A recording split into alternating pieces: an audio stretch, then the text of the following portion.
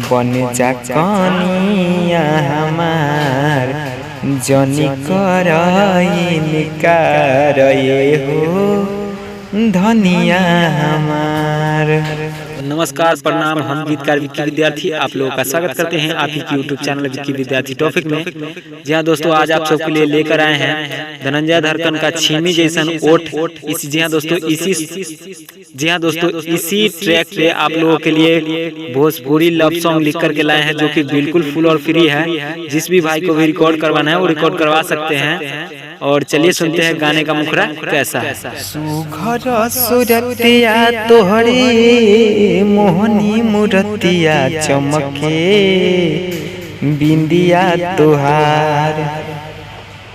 इसको 2 बार गाना है, उसके बाद बन जा कनिया हमार जनी कर इनकार ये हो धनिया हमार। बन जा कनिया हमार जनी कर इनकार ये हो धनिया हमार। तो दोस्तों, गाने का मुखड़ा कैसा लगा? अगर अच्छा लगा तो इस वीडियो को लाइक कर दीजिए और कमेंट करके जरूर बताएं कि गाना आपको कैसा लगा। तो चलिए सुनते हैं गाने का फर्स्ट अंतरा। महारे लहजान तोहरी मीठी मीठी बोलिया हो, नाक के नथुनिया तोहरी मारे दिल पे गोलिया हो, मारे दिल पे गोलिया हो। इसको 2 बार गाना है, उसके बाद है तोहरो हंसल का हमार ले जाता दिल रानी उठावा तुहार।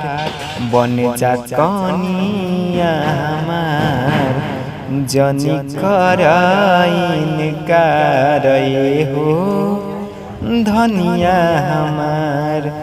बन जा कनिया हमार जनी कर इनकार ये हो धनिया हमार। केतना बहराई करी दोनों तोहर गाल के, बिकिया त पागल भइले देखी तोहर चाहल के, देखी तोहर चाहल के।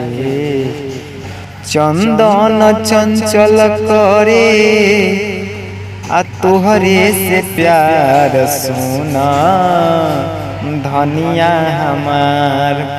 बन जा कनिया हमार जनी कर इनकार ये हो धनिया हमार।